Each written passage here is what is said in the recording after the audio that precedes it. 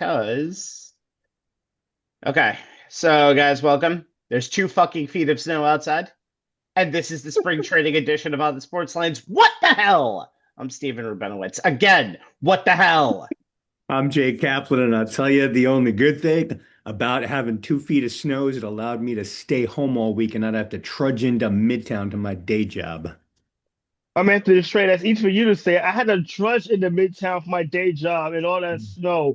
It was like a scene from the day after tomorrow, but I left my house and walked down Atlantic Avenue. Okay, I like I said, spare me any pity stories right now, and I had to go through that crap on Monday. Welcome to our spring training edition of On the Sports Lines, God willing. With the season of spring in less than 2.5 weeks, not a typo, Northeast. It's time to talk about the boys currently in Florida and Arizona. Lucky bastards. Tonight, we'll talk about the locals, other teams around Major League Baseball, and old faces in new places. And if you got out of the Northeast this offseason, I don't care. You've already won. You are a winner if you like and subscribe to our YouTube and Facebook pages, both with the backslash on the sports lines. Do that during the next eventual snowstorm.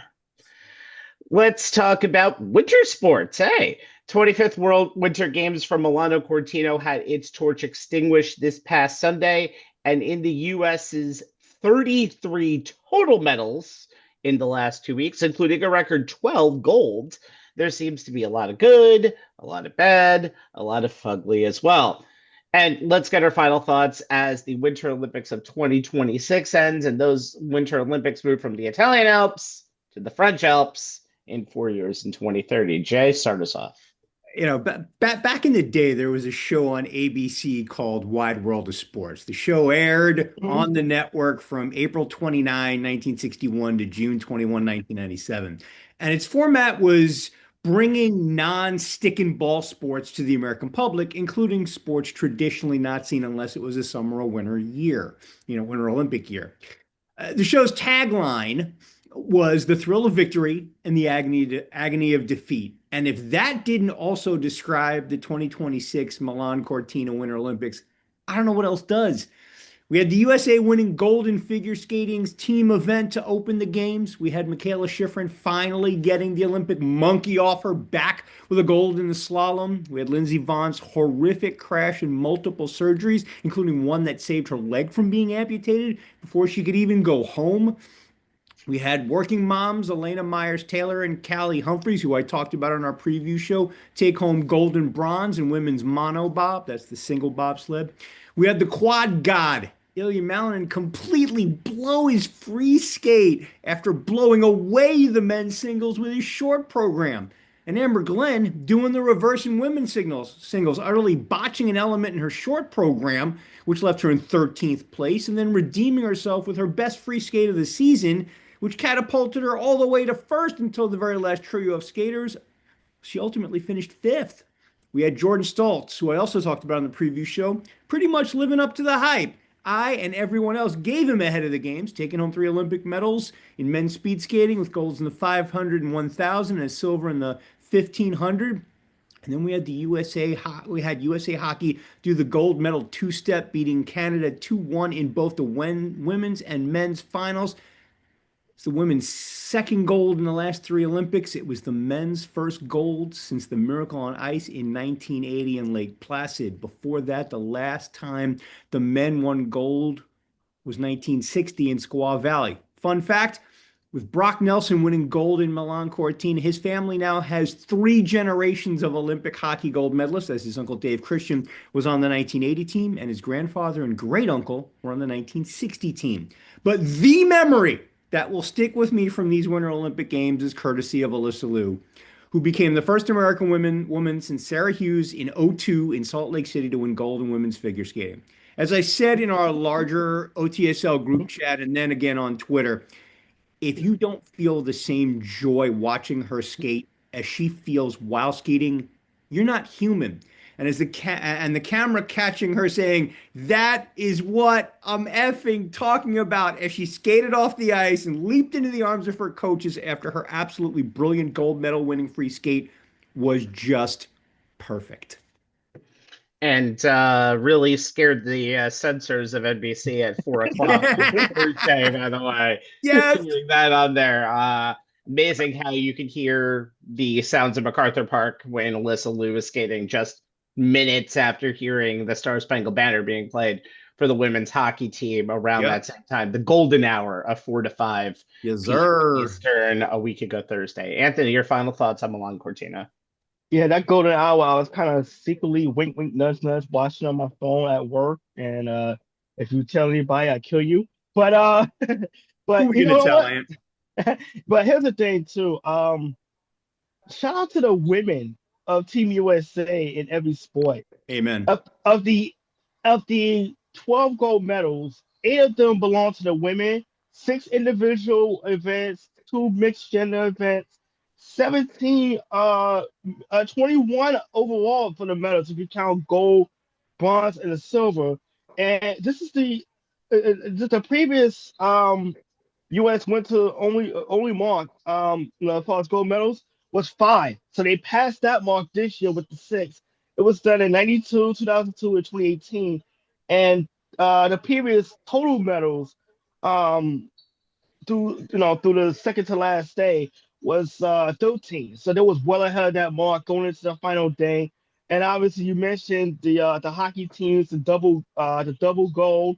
Um and the overall with the women. You mentioned Alyssa Liu. Imagine being that young lady and waking up this week seeing your social media followers jump to 5 million and suddenly you have a mural in your hometown. Yes, sir. Or how about Breezy Johnson winning gold at alpine skiing and and Mikael Shiffrin.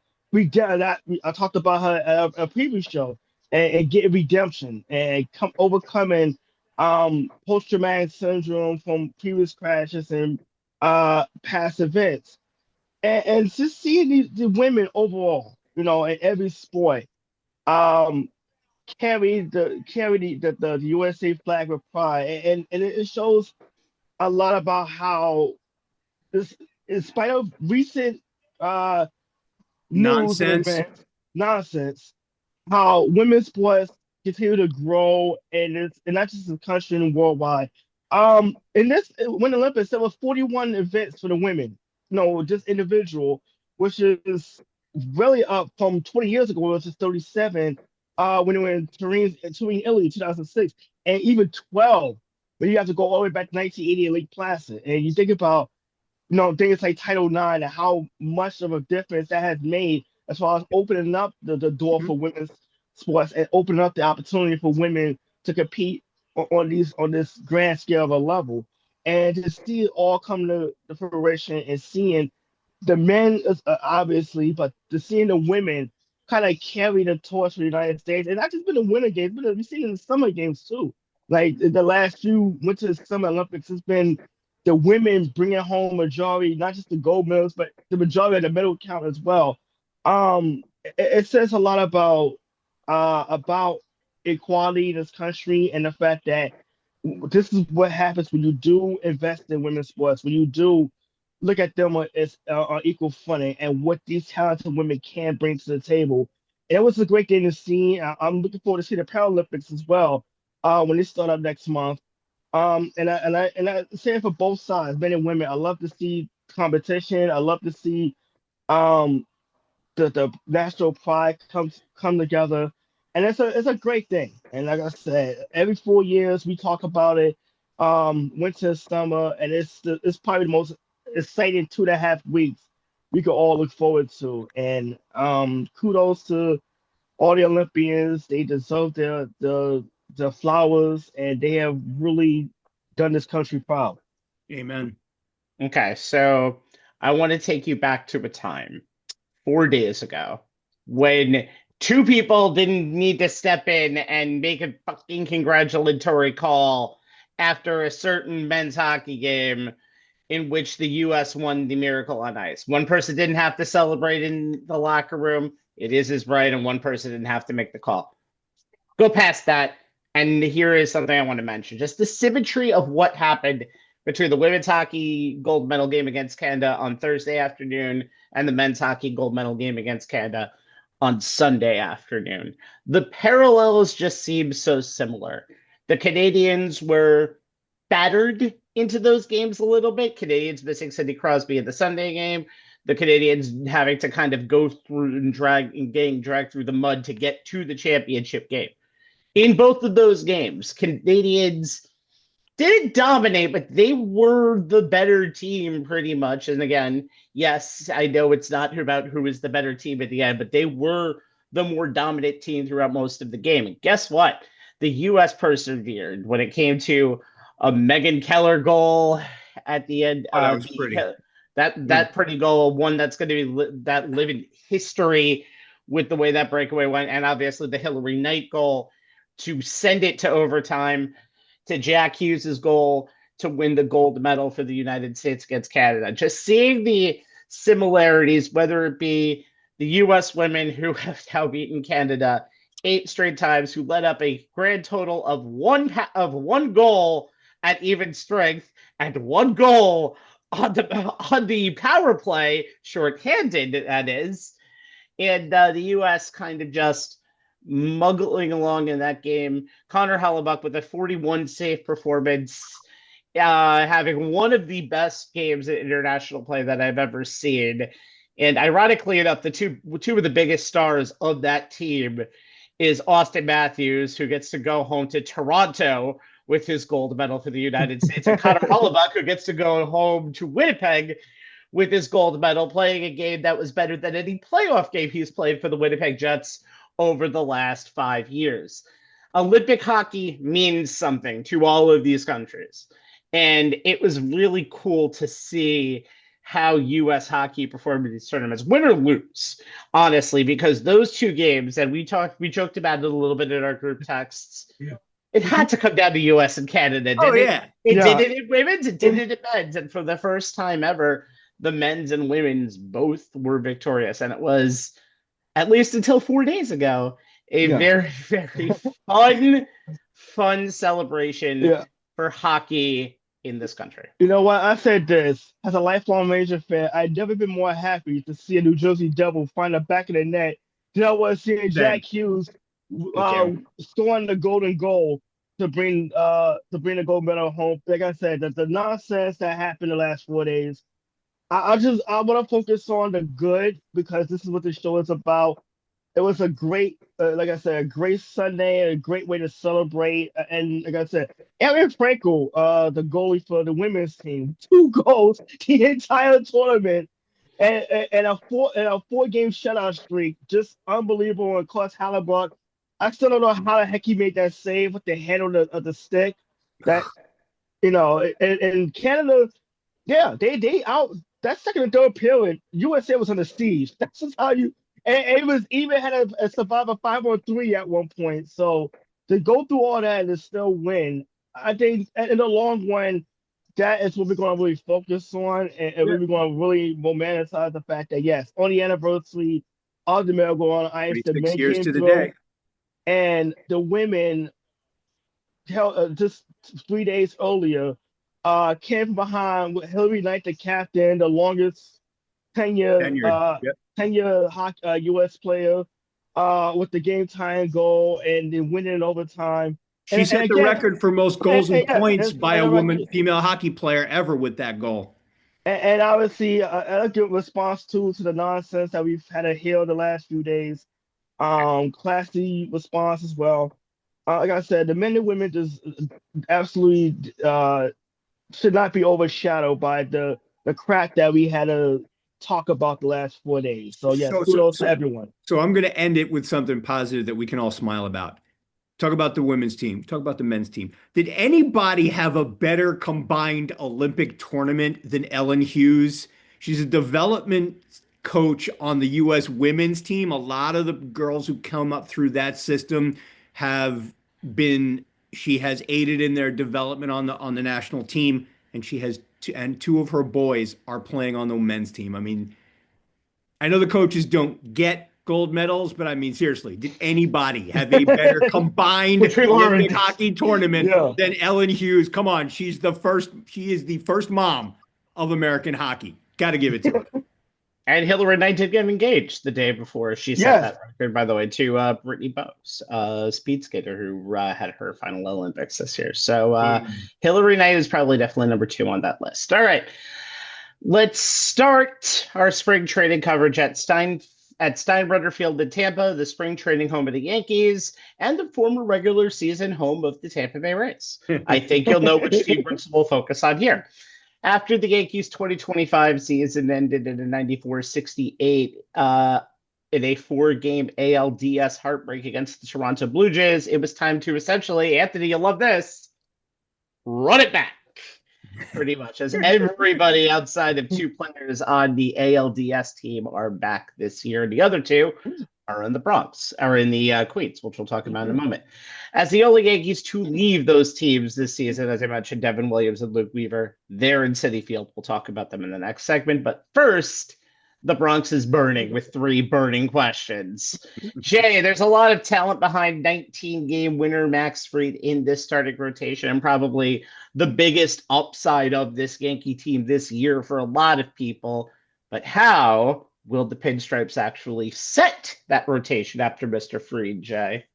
Yeah, I did a pretty serious deep dive on this, but I'm gonna start y'all with a bit of a history lesson.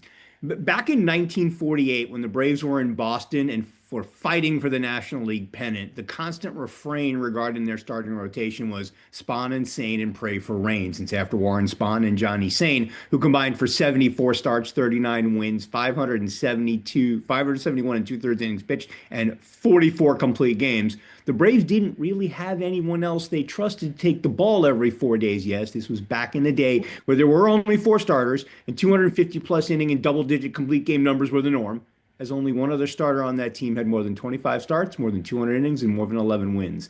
Sain led the NL in wins with 24, starts with 39, complete games with 28, and innings pitched with 314 and 2/3. The team went 91-62 and lost to the then Cleveland Indians in the World Series. So why am I giving y'all this history lesson? Because until Garrett Cole and Carlos Rodon return, and eventually, hopefully, followed by Clark Schmidt sometime after the All-Star break, the Yankees' rotation after Max Fried is even more of an unknown quantity. Now, Fried, despite a midseason slump, did everything the Yankees expected him to do when they signed him to an 8-year, $218 million contract last offseason. As Rabbi noted, he led the AL with 19 wins against just 5 losses for an AL best .792 winning percentage. He took the ball every 5 days, making 32 starts, 4th most in the AL. He threw 191 1/3 innings, 2nd most in the AL. His .286 ERA was 4th. His 1.101 whip was 9th. His 189 Ks were 7th. His .307 fielding independent pitching was 3rd. And his 4.4 wins above replacement for pitchers was 8th. He made the All-Star team, won the Gold Glove, and finished 4th in the Cy Young voting. And he comes into camp as the undisputed number 1 starter, at least until Cole and Rodon come back. And he may still be even when they do return, which for Cole would be sometime in May at the earliest and September at the latest. As for Rodon, the hope is sooner, hopefully by the end of April. So where does that leave the Yankees as they look to take back the AL East from Toronto?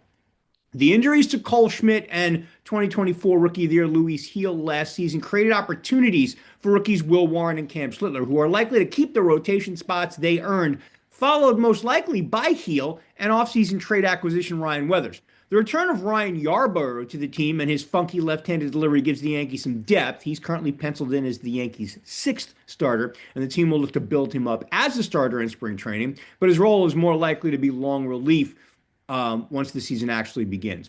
Warren, Schlittler, and Gil are homegrown talents who still have to prove that their rookie seasons, or in Gil's case, a partial sophomore season, weren't just lightning caught in a bottle. Start with Warren. He became a middle-of-the-rotation star. He made 33 starts, tying Rodon for the most on the team, and was the only other Yankee starter besides Fried and Rodon to go throw over 150 innings, logging 162 1/3. He had a few rough starts along the way, which is why he only went 9-8, had a .444 ERA, a 1.374 whip, and 16 no decisions.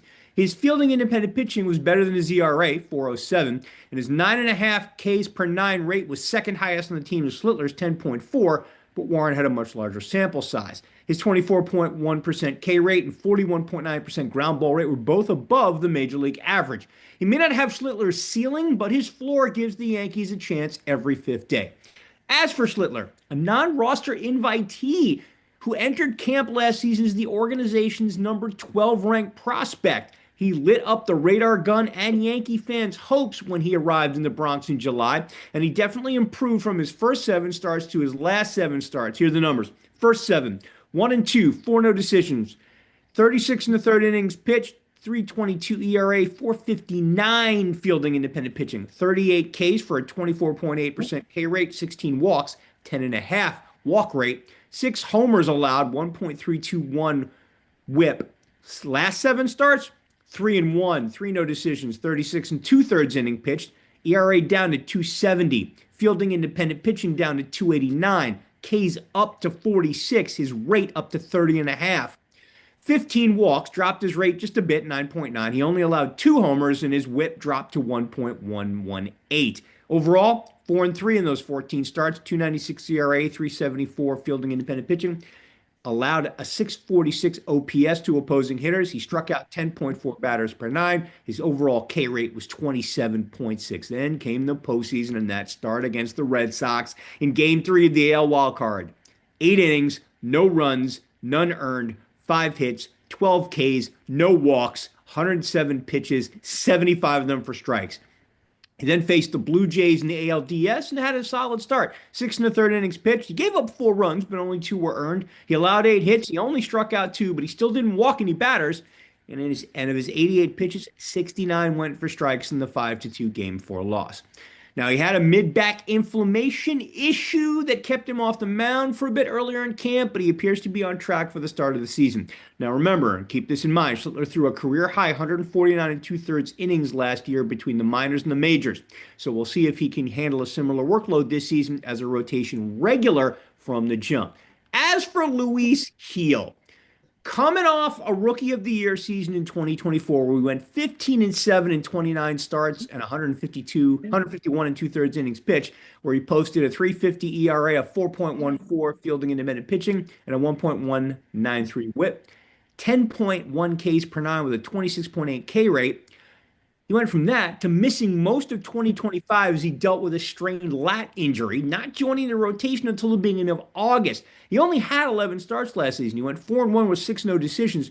He had a respectable 3.32 ERA, but his fielding independent pitching was 4.63. His whip jumped up to 1.404. His strikeouts per 9 dropped to 6.5. And his strikeout rate dropped to a career low 16.8%. He struggled with both his stuff, his location, and his command. The hope is that with a fully healthy offseason, he can somewhat resemble the starter he was in 2024. Now, despite all the hot stove league talk about how the Yankees had to go all in on a top-flight starter with Colin Rodon starting the season on the IL, the only arm that GM Brian Cashman acquired was former Miami Marlin Ryan Weathers, son of former Yankee pitcher David Weathers, who spent parts of 2 seasons in the Bronx, going 0-3 with a 9.57 ERA in the regular season, but 3-0 with a 0.82 ERA in helping the Yankees win the 1996 World Series. Weathers the younger has the type of talent that makes scouts drool, starting with a 95-plus mile-per-hour fastball, but he has struggled with injuries, never pitching more than 94 and 2/3 innings in a season. And the last time he did that was when he was a rookie with the Padres in 2021. Now, Weathers looked to be finally coming into his own in 2024, 3.55 ERA and 13 first-half starts for the Marlins, before a left index finger strain in July sidelined him for more than 3 months. Last season, he had a strong spring training, but then he suffered a left forearm strain, which led to him being shut down until the middle of May. He also suffered a left lat strain early in June and didn't return until September. He managed just 8 starts, going 2-2 with a 3.99 ERA, a 4.60 fielding independent pitching, a 1.278 whip, 3.08 strikeout to walk ratio, and a 22.3% K rate, a 44% ground ball rate, and a 733 OPS to other hitters. Yankees believe his mechanics are solid, nothing that they feel is a cause for concern. So if the performance and training staff can address the natural tightness in his lower body, particularly in his hips and ankles, the hopes is that Weathers can remain healthy and be a fixture in the rotation. Now, if you want a future rotation prospect to watch during the Grapefruit League season, keep your eyes on righty Carlos LaGrange. The kid has a triple-digit fastball, which he used to strike out two-time reigning AL MVP Aaron Judge, who believes the kid has the potential to be a frontline starter. LaGrange also has wipeout breaking and off-speed stuff. No minor league pitcher had a higher stuff plus number last season per Baseball America. But the Yankees believe he still needs to develop in the minors, as 2 days prior to that strikeout, he sailed a fastball over catcher Alex Sanchez's head, ricocheting it off the chain link fence in the bullpen. When you consider that bullpen sessions are the most controlled settings there are, seeing a pitcher uncorking a fastball several feet over a catcher's head is pretty rare and evokes memories of Nuke LaLoosh. But those two extremes encapsulate LaGrange's biggest issue, volatility with his command.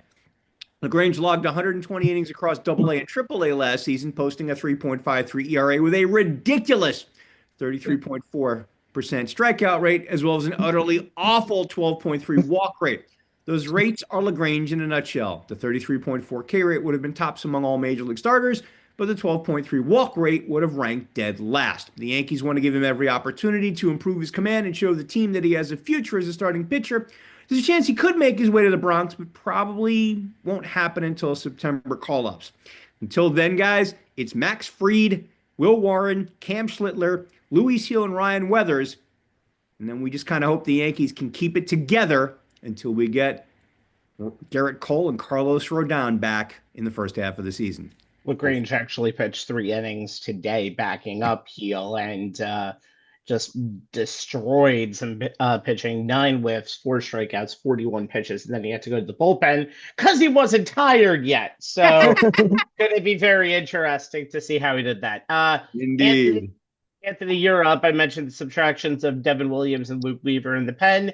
But who is going to precede trade deadline acquisition David Bednar, the presumptive closer in 2026 at the end of games for Yankees? And Anthony, if you've done more than 7 people in your research, let me know so I can go shovel the snow before I come. I told you I did a deep dive. Come on.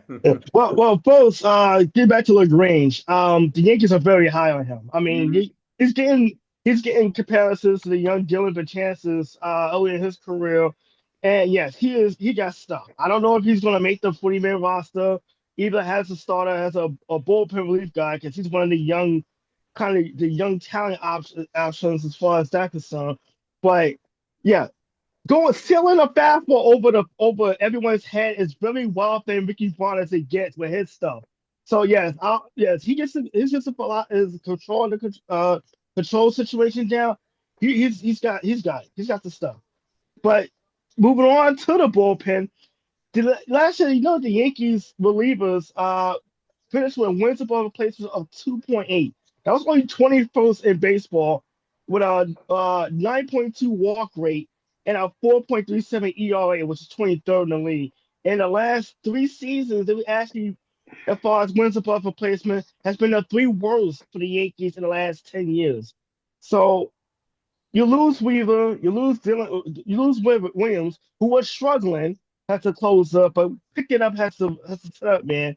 And Weaver being more of the closer towards the end of last year. Now it's pretty much a reset as far as this bullpen for Aaron Boone. David Bednar is the closer, obviously, 27 saves and the trade acquisition from the Pirates. From there on, it's pretty much an audition of who could be the setup guy, who could be the middle relievers. As far as the locks possibly is to be in the bullpen, you got Doval, you got Fernando Cruz, you got Tim Hill, Ryan Yarbrough, who could possibly be a starter in a 6-man rotation scenario, but otherwise maybe middle reliever, long bullpen guy. The young arms too was kind of in that equation as well. Brent Hendrick was effective in 17 appearances last season, 3.13 ERA, 1.04 WHIP with 30 strikeouts across 23 innings. Yeah, Yeri De Los Santos, who was on a minor league option, that the Yankees could use this season if they don't bring him up to the big league roster. He was just as impressive as well in non leverage high leverage situations. 3.28 ERA across 25 appearances. They brought back Paul Blackburn before the start of spring training. He's another option there. And then there's the quagmire that is Jake Bird. And Rabbi, you and I went back and forth with this last year. They brought him over from Colorado. He was really bad. 6 runners across 2 innings. They sent him down to the minors, to Triple A with to Scranton, and he was even worse. 6.23 ERA across 15 appearances. If you're the Yankees, you know he's got stuff because you traded for him for a reason for that. Can you fix him? And can he be redeemed? Can he be back to what we saw in Colorado? As far as the Yankees concerned, I talked about LaGrange being a possible option, even though I don't think he's going to be called up anytime soon. Elmer Rodriguez, Kate Winquist, Asia Savelli as other young arm options the Eric Boone probably toy around with during spring training. And then he has a couple of longs and two veterans too at the kind of at the back end of this bullpen. Rafael Montero, 35 years old, 59 appearances last year. Ended up helping the Tigers down the stretch and helping them get into the postseason. 2.86 ERA across 20 games with the Tigers. And Osvaldo Bido, who pitched for the Angels last season, is another option. So outside, you talk about the starters with Max Fried. After that, it's kind of a who's who and who can step up. The same thing with the bullpen because Bednar is the closer. It's going to be who can get the ball to him in the ninth inning in a close game situation. Who's going to be the setup guy? Who's going to be the middle reliever? What happens if a starter gets shelled and you're going to have to eat up some innings or at least try to get to that 6, 7, 8 inning stretch. So Aaron Boone's got his work cut out as far as figuring out the bullpen and who's going to be able to trust in high level situations. If the Yankees offense can't put up runs or if you get into a pitcher's duel. So yeah, just like with the starters, the bullpen is kind of a sticky situation also. I'll tell you this though, the underrated signing and return is Tim Hill. He had some ups and downs, but he definitely gave the Yankees a different look coming out of the bullpen than the flamethrowers that they acquired at various points. So he gives them something different to throw at hitters. And you can never be short on a lefty specialist. No, you can't. Especially in Yankee Stadium. Exactly. Yeah, we're going to see how this comes up, but everybody always, no matter what happens, every Yankees fans is like, the unreasonable is like, he's not Mariano. He doesn't save everything. So you can't win sometimes. All right. And even Mario Rivera had his ups and downs. I mean, it's the life of not a lot of downs. Not a lot of downs. Not a lot of downs that they've had over the last few years. But again, nobody is ever going to be the greatest. Nobody's going to. They need to stop looking for the next Mariano and just find the next solid closer. I'm sorry, you're never going to get another Mariano. Get over it. Get past it. Hey, look, if you get the next John Wetland or even John Franco, be thankful, Yankee fans, okay? Mariano Rivera is an all-time GOAT. Exactly. Let that be. John Franco, another person that Met fans disrespected, even though he was one of the greater players around there. Hey, I love Frankie. Unreasonable ones. Hey, John's grad. All right. The Yankees and Jason Dominguez, because he's probably not going to be up to start the season. I think it's going to be very interesting because right now your outfield is pretty much set. Cody Bellinger in left field after getting re-signed to a 5-year deal. Trent Grisham in center after taking the qualifying offer right in the beginning of free agency, and Aaron Judge in right field. That's your starting outfield.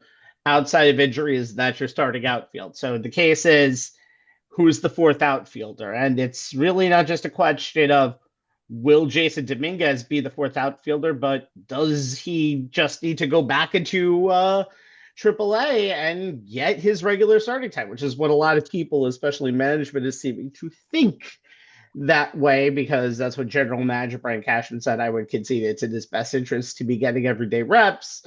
We'll just have to wait and see how the spring shakes out, who's standing, and then we'll make appropriate decisions on our meetings close to the end of camp. Last year, Dominguez, who was the starting left fielder to start the season, went 257, 10 home runs, and 47 RBIs. Did not have a great defensive left field, and that's where he is best defensively at, even though he'd have a good defensive left field. So now, not only does Dominguez not have a starting spot, he might be competing just to keep that backup spot and to probably stay up here.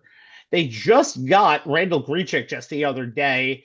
Has had some numbers. Deal. Yeah, minor league deal. Played with the Royals last year. Played with the Diamondbacks last year. Not great numbers. 228, 9 home runs and 27 RBIs. But in the short porch in Yankee Stadium, he can get those numbers up and hitting. So you got that. He will have work in left field and center field. He can split at bats with Grisham, even though Grisham did hit 34 home runs last season. Still much better against righties. You could easily sit Grisham against the lefty if you wanted to. Just the point of the matter is, for this whole assignment, Dominguez is probably, who had all of the stats, who had the big, not all the stats, but had all of the hype as the big guy who was going to not save the team, but be the man who could at least help a new generation of offense here. He's not even the top prospect guy in that outfielder position. That's Spencer Jones, who is also fighting for a spot on camp. He'll probably be also down in AAA, although last year he did very well.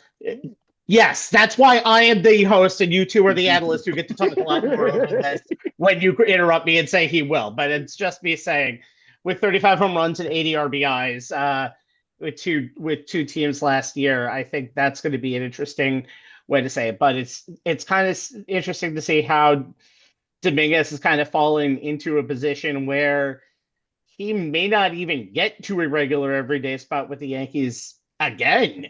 I know it could be a very simple thing as wait for 2027 or wait for the first injury, but if not now for Dominguez, this might not be the scenery for him going forward. We'll see what happens, but this is an interesting case in spring training because right now, this is a confidence killer to see somebody who was playing over 130, 140 games 120 games on the major league level last year, having to start once again down in Wilkes-Barre.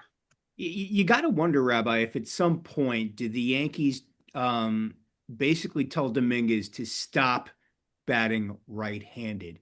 In his career against left-handed pitching, his slash line is 186, 276, 254. That's a 530 OPS. You want to know why they got Randall Grichuk? I'll tell you, it's this simple. The dude's career slash line against left-handed pitching, 268, 318, 500. That's an 819 OPS. The numbers are that. It's that simple. Yeah, that's pretty much it. And right now, that's the reason why the Yankees do have a surplus in a lot of spots, but it's all about how this team can get to the next level. We'll see how they can do that in spring training. All right. As for the New York Mets, is there any team that wanted spring training to come quicker than them? As the Mets come to Port St. Lucie, they come in with a 83-79 record of the 2025 season. As you may know, they were out of playoff contention in the final day.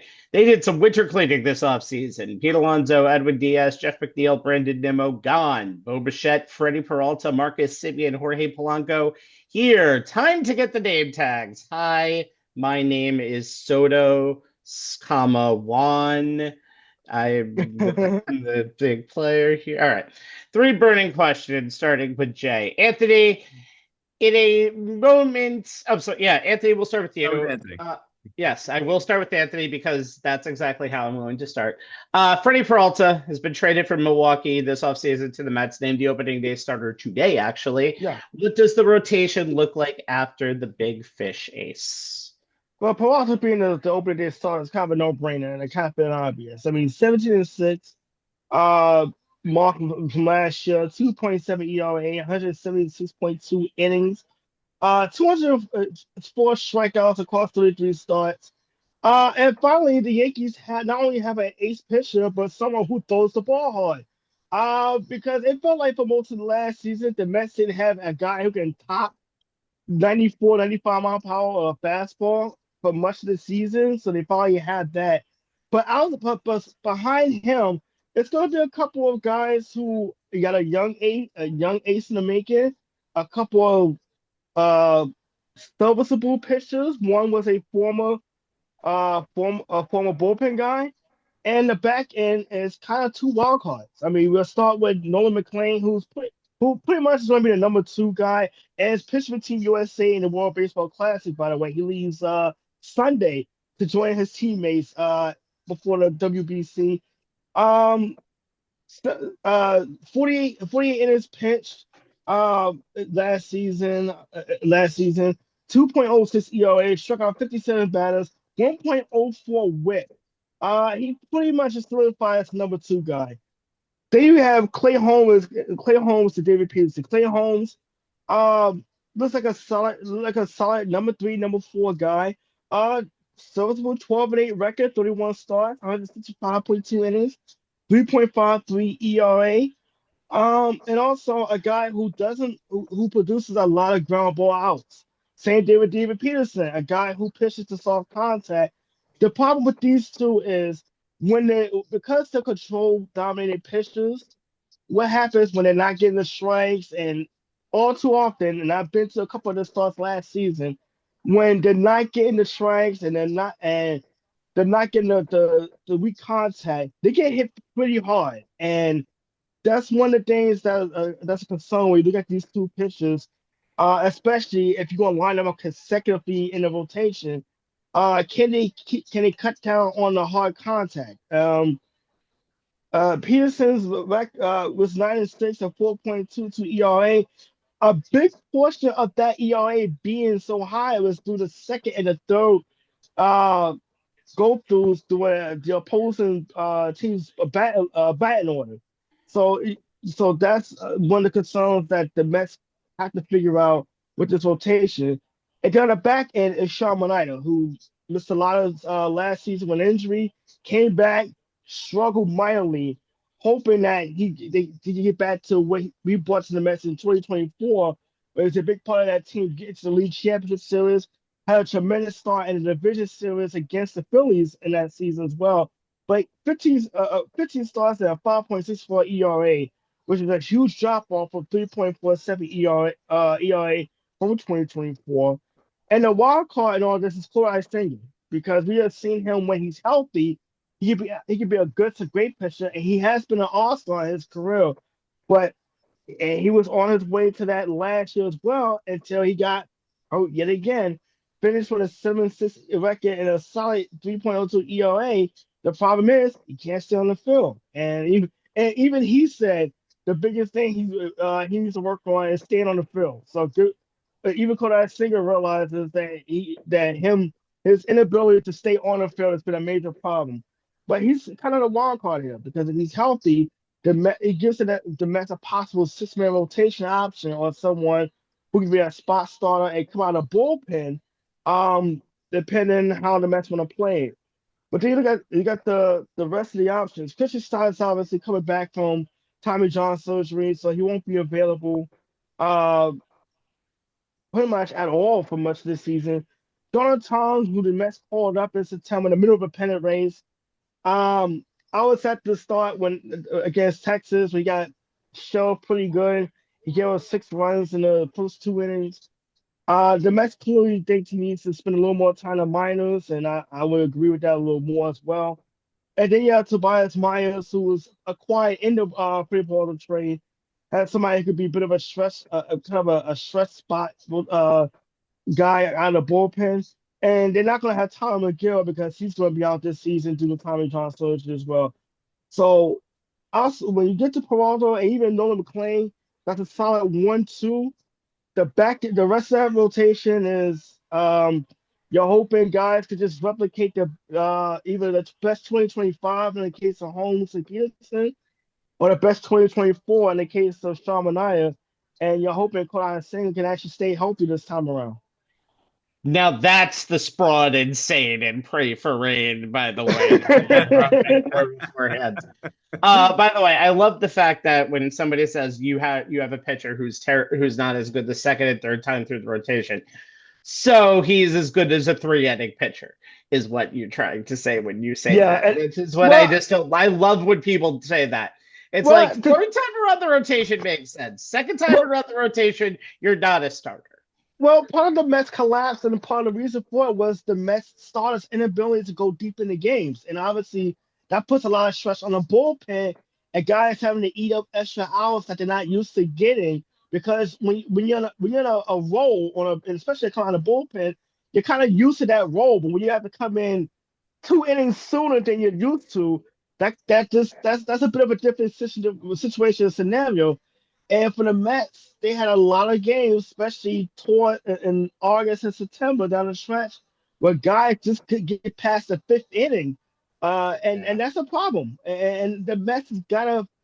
And if you're gonna have, and look, I saw Walter and McLean who have shown they can go deep in games.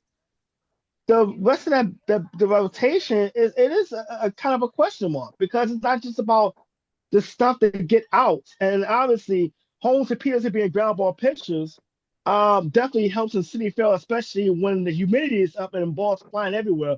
But when you can't get through the second and the third time around a batting order, and that's an issue because guys, as a starter, the most important thing is to at least get to the fifth inning when the game is official at least, and to try to yeah, like I said, try The to bare you want to minimum, honestly. yeah it's a bare Oh my minimum as a God. starter, but the Mets did not have the bare minimum way too often, and it cost them a playoff spot last year. Yeah, it sure did. The way that this team just kind of faded pitching wise, and the bottom fell out really quickly. All right, Jay, riddle me this, David Stern's math. David Stearns, a guy who has basically announced that he wants to improve defensive efficiency with the team this year, is now going to have to find a way to get Bo Bichette, who has never played his position before, and Jorge Polanco, who has also never played his position before as well, maybe a few times taking ground balls. Gotta acclimate to that fast to keep that whole, defensive metric thing as good as it's supposed to be. Yep. With Pete Alonso going to Baltimore, Mets needed a new first baseman.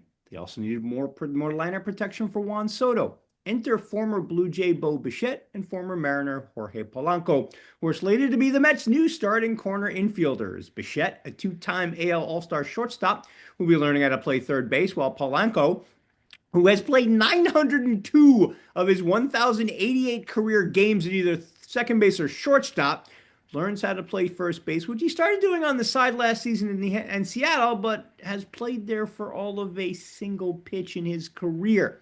Let's start with Polanco, who's coming off the second best offensive season of his career. He played 138 games and across 524 plate appearances and 471 at-bats, /265, 326, 495. 821 OPS, 132 weighted runs created plus, 26 homers, 75 RBI, and 64 runs scored, with the bulk of his time spent at DH, 89 games, with just 40 games in the field, 35 at second, 5 at third, largely due to his history of knee injuries. He averaged only 101 games from 2022 to 24 due to hamstring and knee injuries before playing those 138 last season, as he recovered well from left knee surgery in October of 2024. Polanco, whose 15.6% strikeout rate would have been better than any 2025 Met other than Jeff McNeil, puts the ball in play, a skill set the Mets were lacking last season, with his 31.1% ball in play rate ranking 35th in Major League Baseball per Baseball Reference. Having started his career as a shortstop, and yes, I know it's been a minute since he played there regularly, he has the athletic ability and sure hands to adapt to first base. And with two members of the coaching staff, manager Carlos Mendoza and bench coach Kai Correa, having expertise with infielders guiding him, the Mets believe Polanco can be at least an average defender at first base. By all reports, he seems to be handling the drills, playing pop-ups in foul territory, scooping and backhanding throws, often coming from Bichette across the diamond as he learns third base using similar drills.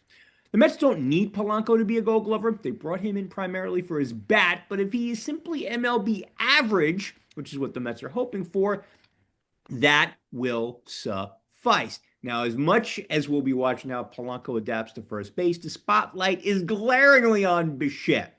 Correa, as well as Mendoza, have spent a lot of time running Bichette through drills similar to the ones they're running at the other corner with Polanco.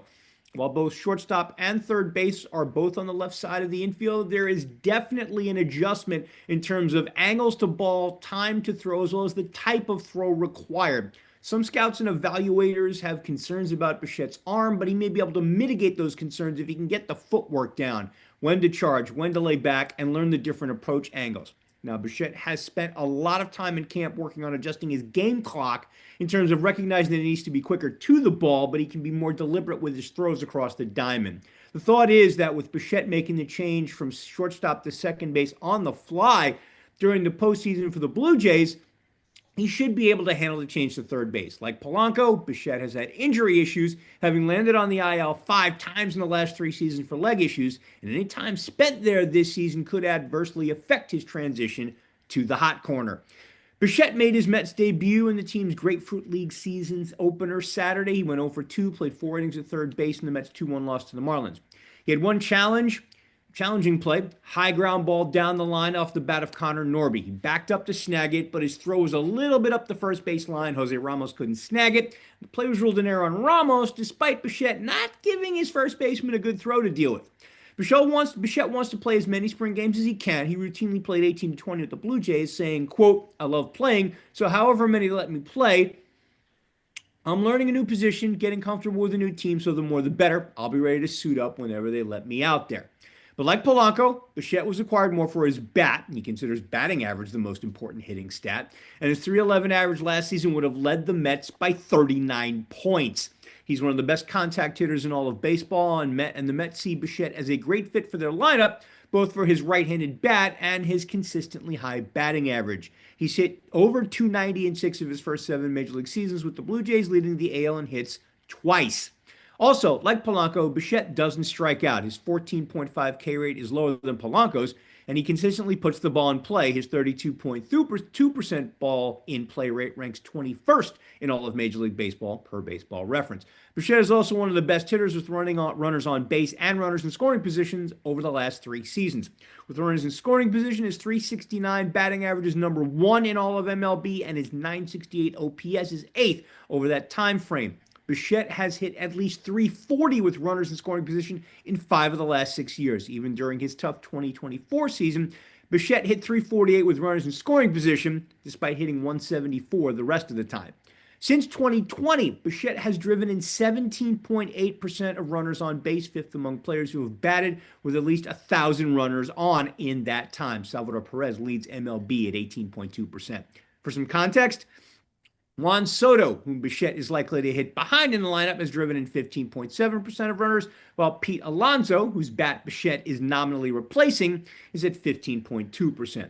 The Mets know what they're getting at the plate from Bo Bichette and Jorge Polanco. It's what they'll get in the field that's the unknown.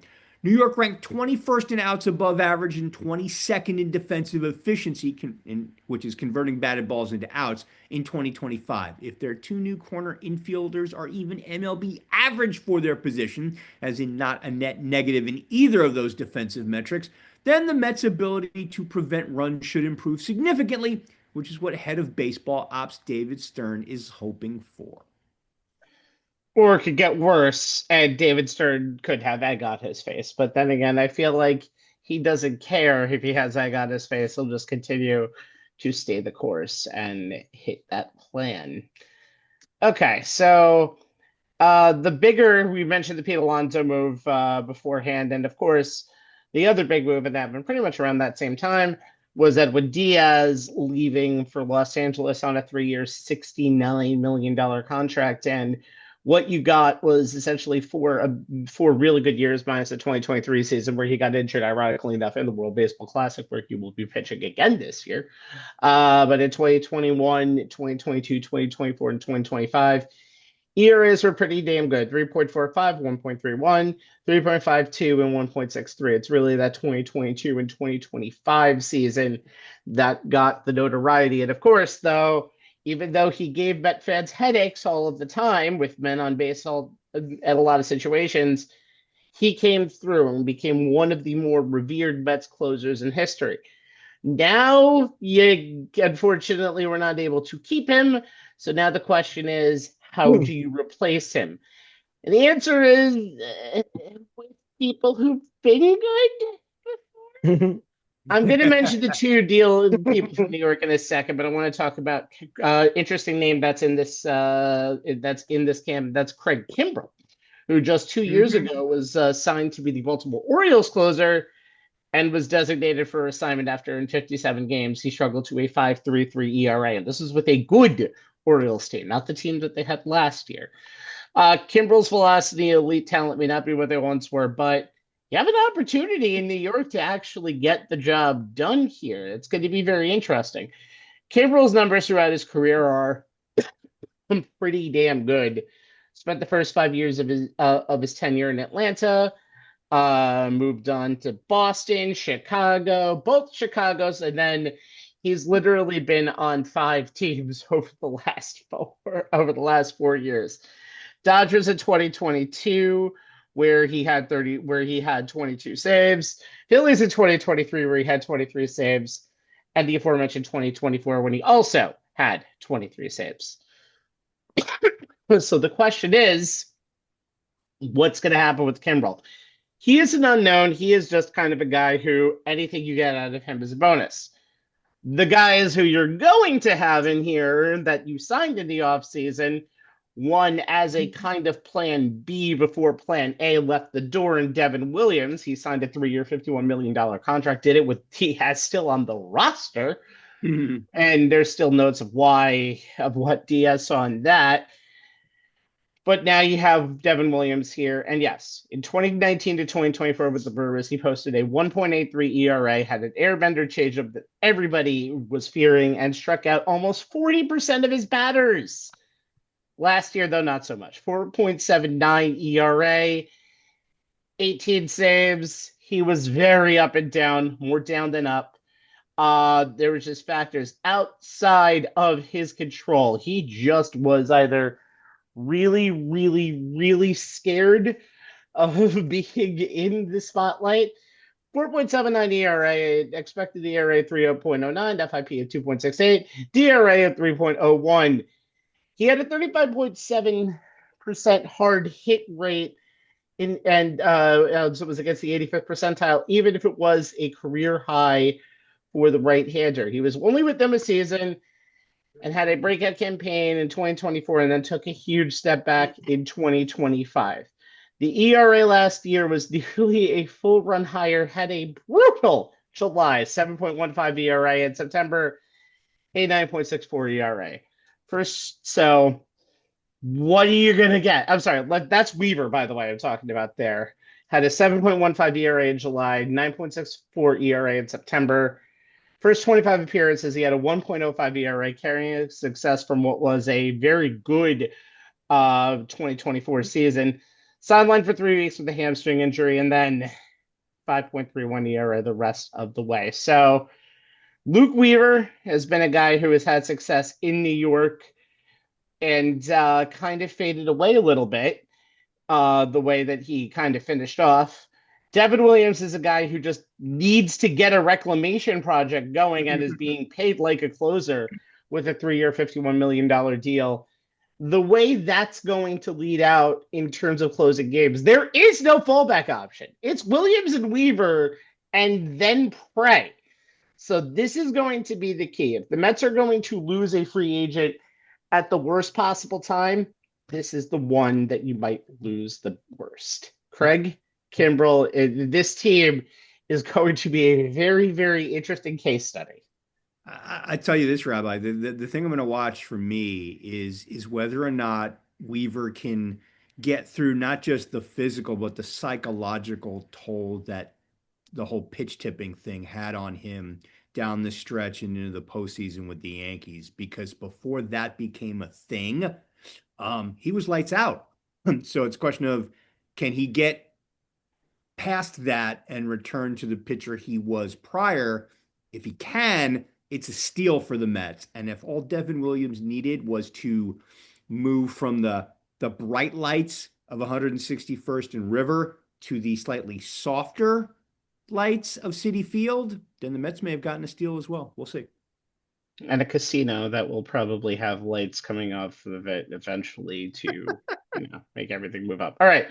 We have 28 more teams in the MLB. This is a rumor, big if true, though. And 1,120 or so lucky son of a bitches that get to hang in the Arizona and Florida weather, as I have all of this snow in the Northeast that my dog continuously needs to run through because, God forbid, I need to use my boots more than 10 times this year. Those guys in the north, those guys in camp are bastards. But here are 3 teams of 40 bastards or so to look out for in the next month of spring training to talk about. Anthony, as a Mets fan, you're kind of pessimistic always about the Braves and the Phillies. So it's an easy assignment here to pick one of those 2 teams as the team you're going to talk about to be the most pessimistic about this year coming into the season. By the way, Baba, off topic, but Charles Barkley on Inside the NBA just acknowledged our tribal chief. So, yes, Roman Reigns, I acknowledge and the obligatory wrestling mention has been mentioned. The contractual obligation has been mentioned. Yes, of course. It could be worse. Don't worry. It could be, yes, a lot worse. But yes, the Atlanta Braves finished 2025 pretty much an injury-plagued, depleted unit. They were pretty much a mash unit. And it led to a 76-win campaign. Brian Snitker steps down. He retires. Comes former player Walt Weiss. And they're picking up exactly where they left off last year with the injury bug. Ha-So Kim is out to mid-May with having finger surgery. John Murphy, he is out until May, recovering from a hip labral tear. Joe Jimenez is expected to miss most of 2026 after cleanup procedure on his knee. Mauricio Dubon is also injured, and he is supposed to be in a position battle at shortstop. So already the Braves are going in shorthanded. Look at the potential lineup. Ronald Acuna Jr. is back is pretty much pitching his leadoff. Then followed by Austin Profar, Austin Riley, Drake Baldwin, and Austin Alvarez. Now this is a lineup that just 2 years ago was pretty much among the leaders in runs. And last year, because of all the injuries and the inconsistency of the offense, was near the bottom as far as offense is concerned. But the key thing is going to be the pitching, because Spencer Schoenwald, Houston Wandrup are both out until at least just prior to or even after the All-Star break. So the rotation spots now sets up as Chris Sale, Spencer Strider, who the Braves are hoping can bounce back after a subpar season. Bernardo Lopez and Graham Holmes kind of picks up the 4 spots. Bryce Older and Joey Wentz kind of compete for that fifth starter rotation. The Atlanta Braves right now, they're kind of thin as far as pitching, and obviously there was a couple of options that was out there, but have since joined teams this week. One of them was Matt Scherzer, who signed to Arizona this week, and the Atlanta Braves you gotta believe they're gonna be in the trade market at some point for another quality starter.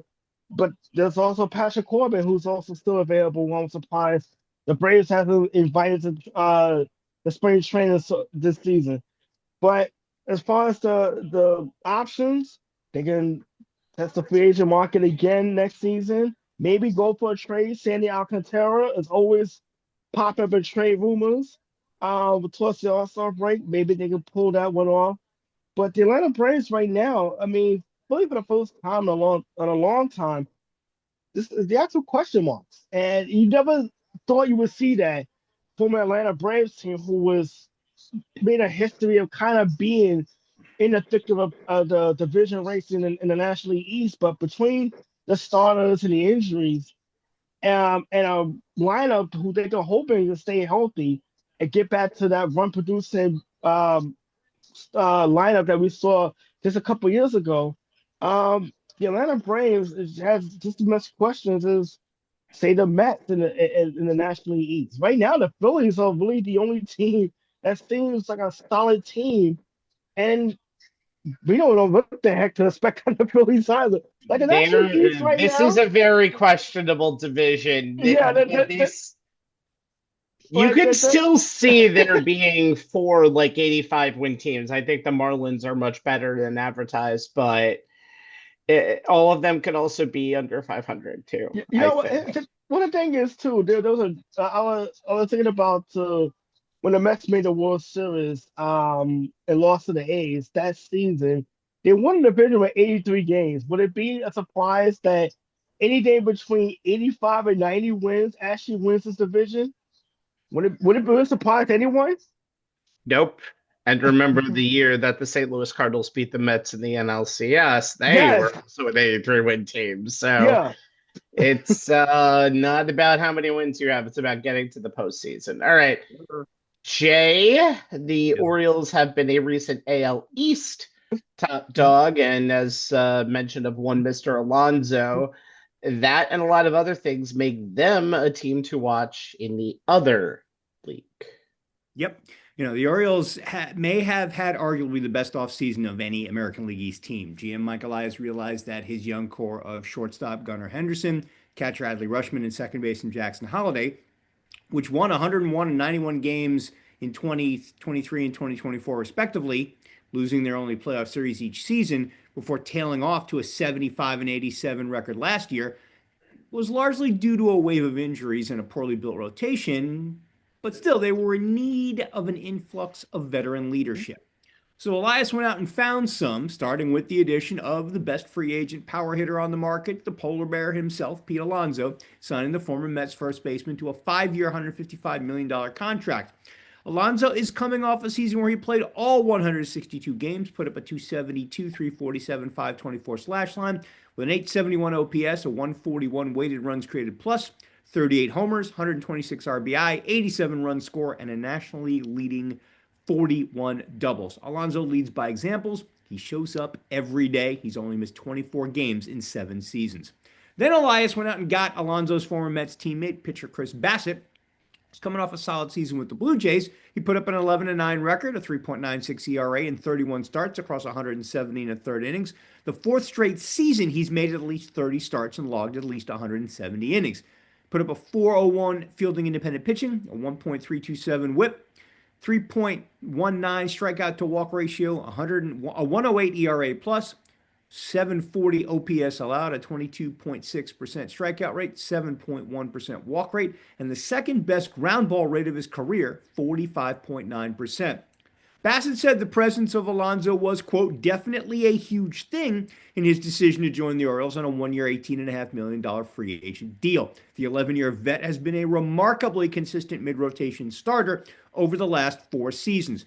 He's averaged 31 and a third starts, 180.8 innings, a 13-10 record with a 3.77 ERA, a 4.01 fielding independent pitching, 1.271 whip, 2.99 strikeout to walk ratio, 1.10 ERA plus a 7.12 OPS allowed, 22.4% strikeout rate, 7.5% walk rate, and a 44.2% ground ball rate.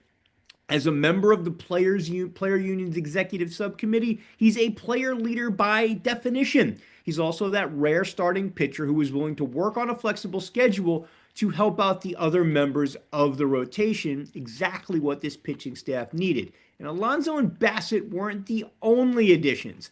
Elias also acquired outfielder Taylor Ward, starter Shane Baz, and reliever Ryan Heisley, recognizing the need to add accomplished outsiders to replace homegrown leaders like first baseman Ryan O'Hearn and outfielders Cedric Mullin and Austin Hayes, all of whom have been traded in the last 2 years.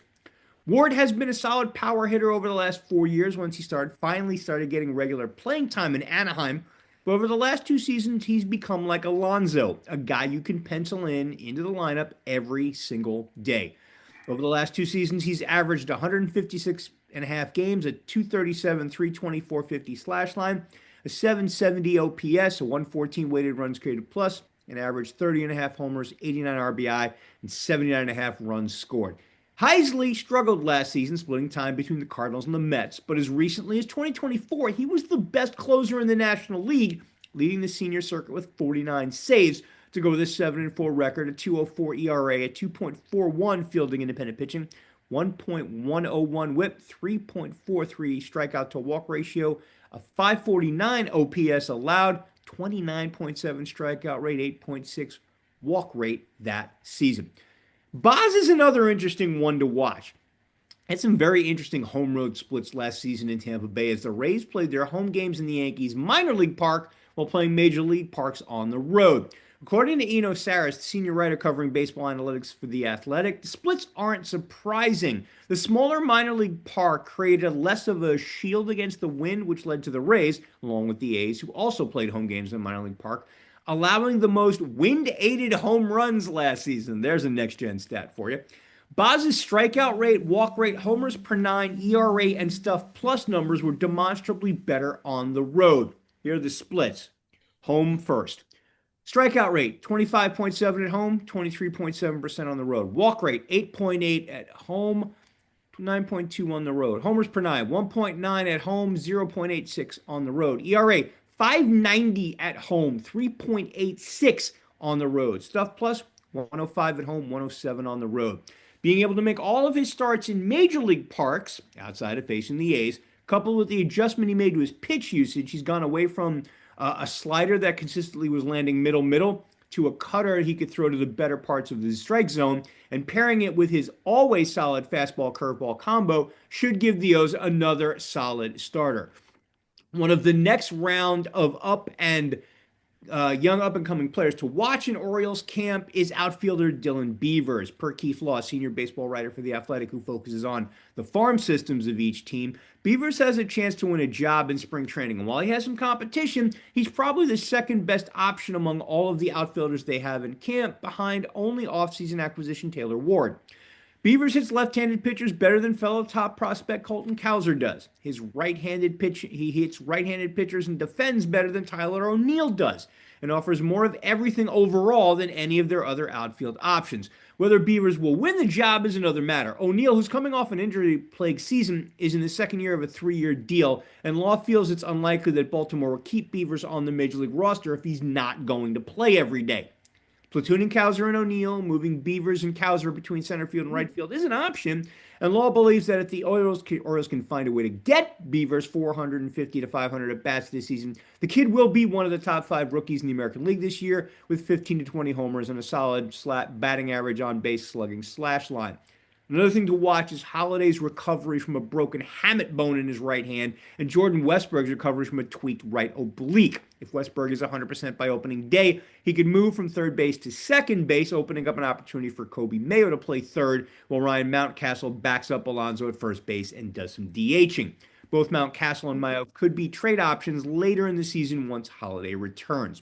Bottom line, According to Elias and Henderson, Alonso Bassett and the other new arrivals are providing a young Orioles team with solid players and clubhouse leaders. In other words, the kids now have some adults in the room to learn from. Whether that translates into more wins in the ultra-competitive AL East remains to be seen, but we'll be keeping an eye on the development at Camden Yards.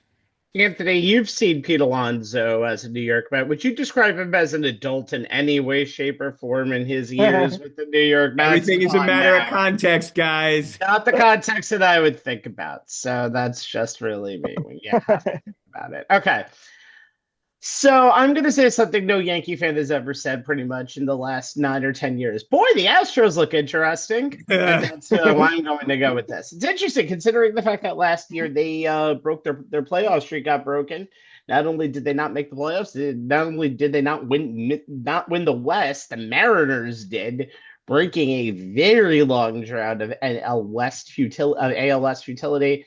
They didn't make the playoffs, and they also lost Framber Valdez to the Tigers, but the true ace of this staff of the Astros is Hunter Brown. He was a Cy Young finalist last year. He is going to be one of the top pitchers in baseball again, had an under 2.5 ERA last year. He is not the person we're thinking about here. And it's also not Ryan Weiss, Spencer Arrighetti, Christian Javier, Jason Alexander's, or the most likely last season of Lance McCullers Jr., who knew he was still in the major leagues from time to time. But the one person that we're going to be talking about here is the main Japanese pickup in the offseason for players, and that's Tatsuya Amai, who is coming from the Japan's Seibu Lions.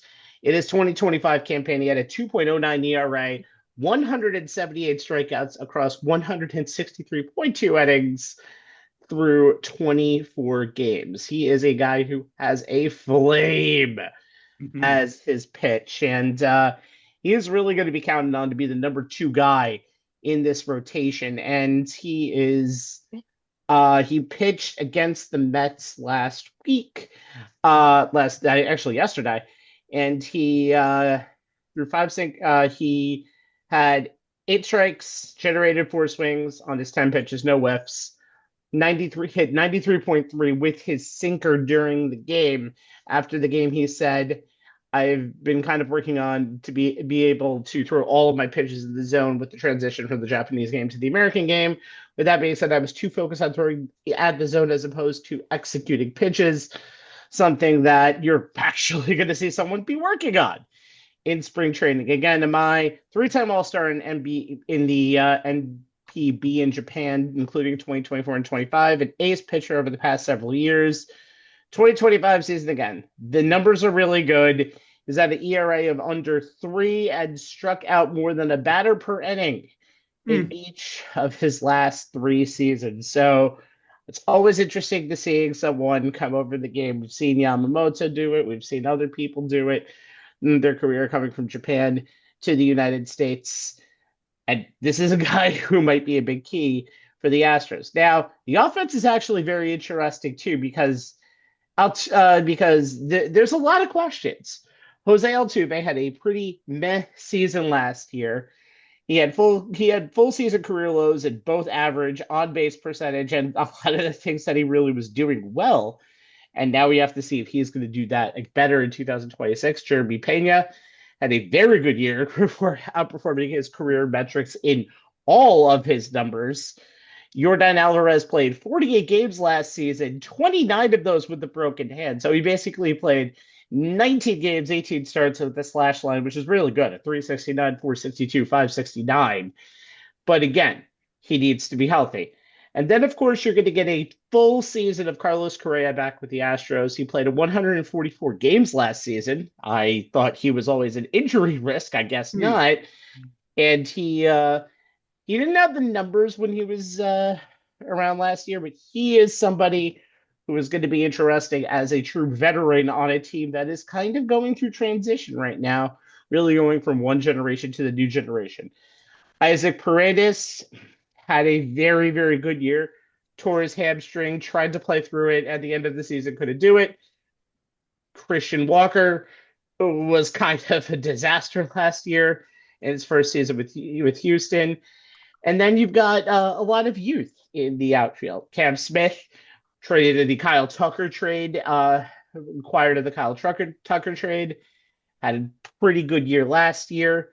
He is now back into year 2, and now this year, 25-year-old outfielder who can play all 3 positions, Zach Cole, is very likely to possibly have a spot on this team because he can actually perform at the plate. He is in the heat of competition.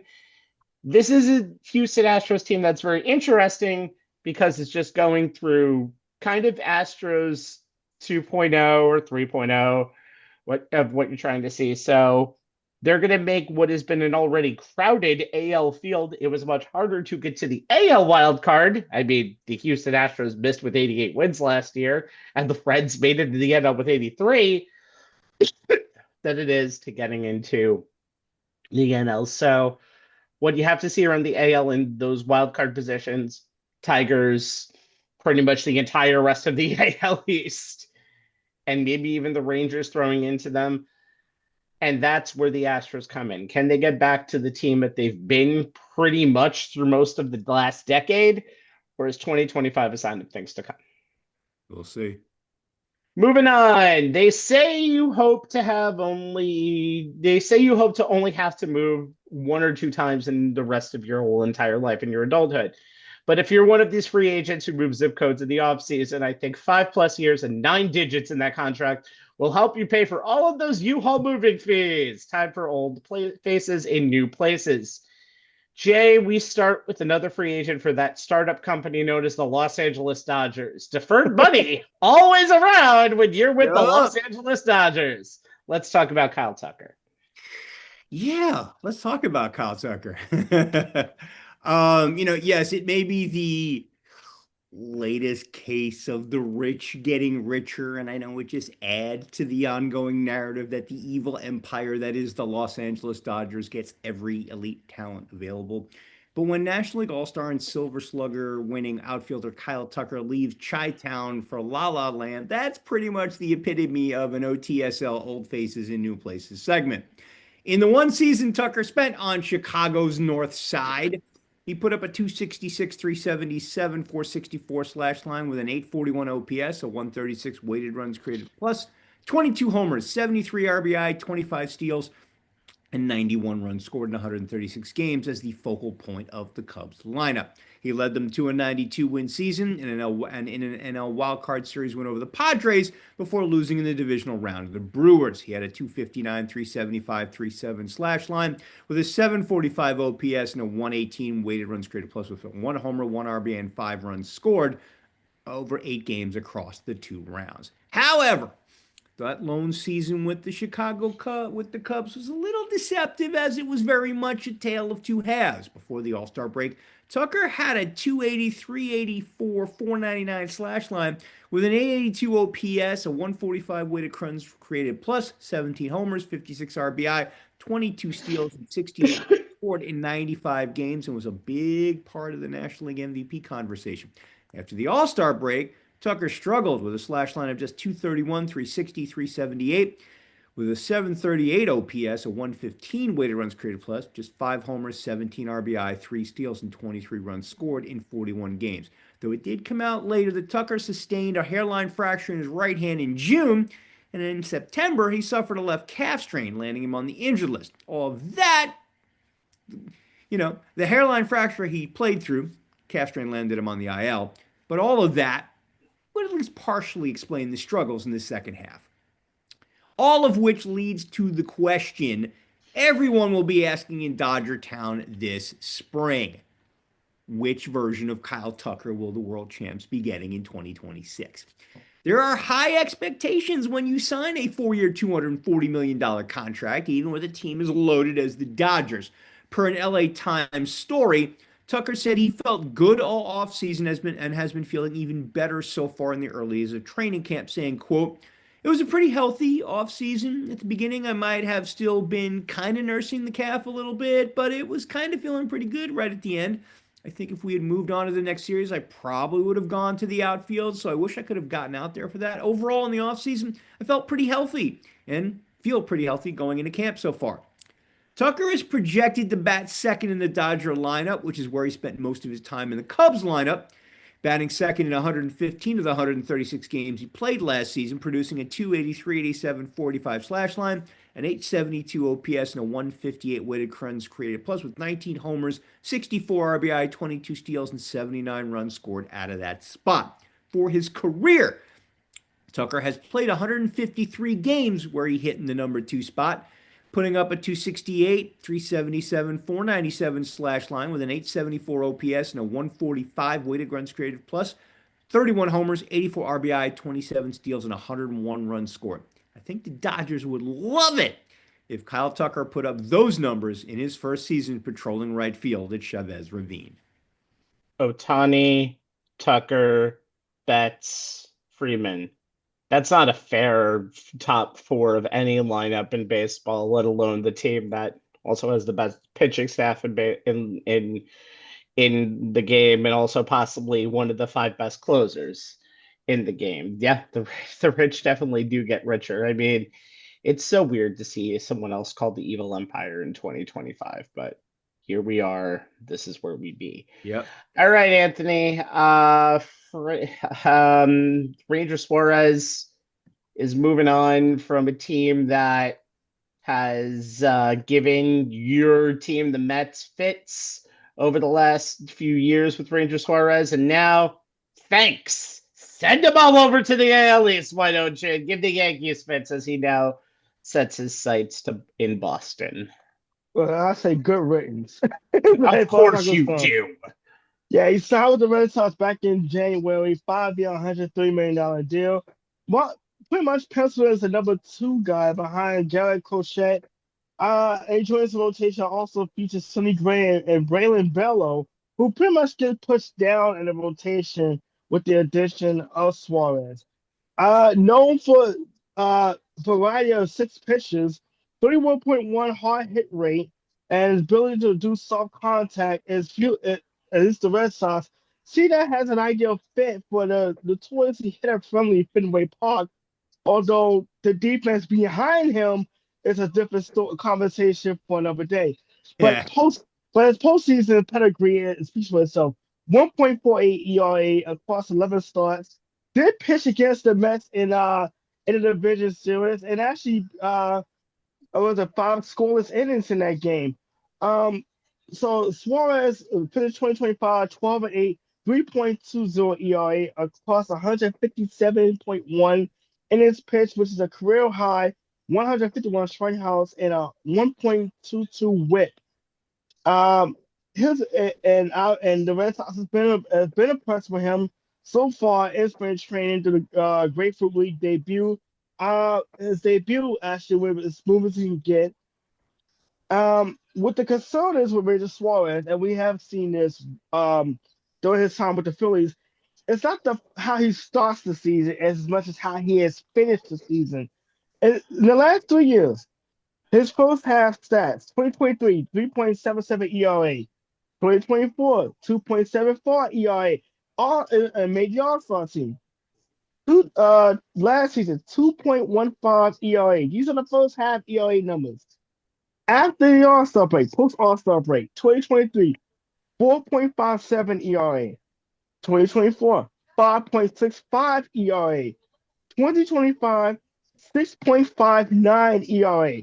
So his second half phase is a bit of concern for the Boston Red Sox. Not to mention his velocity has declined in the last few years, from a 92.8 on his fastball to barely clocking 90.5, which is seventh in the 7th percentile in 2025. His durability has been a bit of an issue as well. Of course, 151 innings last season, well, career high. 57.1 was a career high, but he's also never made more than 30 starts in a single regular season. And on top of that, a low strikeout rate. So is a pitcher who relies on weak contact and pitching to contact. Of course, when you're pitching at Fenway Park and you're getting the hard contact, now you may have a bit of an issue as far as giving up runs. He's a guy who relies on the ground ball, 48% ground ball rate, and he relies on his command. If those things can work out for the Red Sox, and then it's a great signing. Again, the defense behind him is a different story. They added Wilson Contreras, Cal Durbin to kind of improve run prevention, and any defensive laps. We'll just see how all that works out as the season starts. Yeah, I'm very interested to see what the Red Sox can bring in with that new addition, because they lost a couple of people, and one of those is my pick, Alex Bregman. He went to the Chicago Cubs, who lost Kyle Tucker, as you might know. The circle of life of this show continues. The Cubs made one of their most significant signings in franchise history when they locked up Alex Bregman on a 5-year deal, giving him the highest average annual value that they've ever rewarded. His deal is $175 million for 5 years.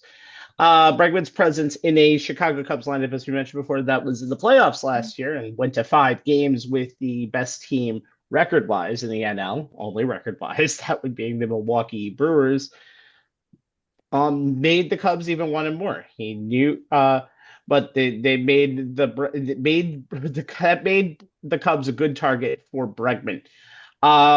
he is a leader. Bregman has a power of plate discipline, power, and strong defense, and of course, a ton of playoff experience with the Astros. Last year, third baseman slash 273, 360, 462 with 18 home runs, 28 doubles, 62 RBIs in 114 games.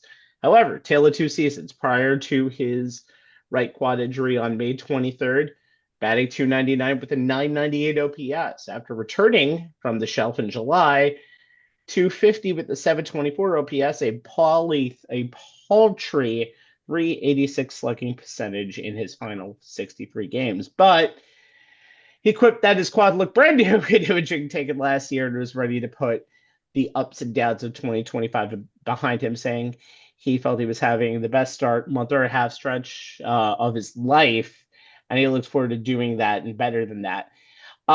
Team, of course, loves him, obviously. He's a fun player to work with. In his one-year stint with the Red Sox last year, he swiftly also became a team leader and was a mentor for some of the players in Boston. Pete Crow Armstrong has already talked about his decision-making at the plate. Bregman also spent his time this offseason hitting and chatting with Matt Shaw at the Veterans Training Faculty in Arizona. One of the interesting things about this is one of the things we talked about last year was when Rafael Devers, the Red Sox, was still a Red Sox. He had to move from third base into a different position to comply and help out Bregman. And Bregman was supposed to be the future at third base for this team. They're both gone. There's also contingency that Bregman actually got a low ball offer. They never matched what the Cubs gave him. And it was funny. Bregman put out a tweet right at the beginning of the season saying, time to play baseball again. And who is he shaking hands with?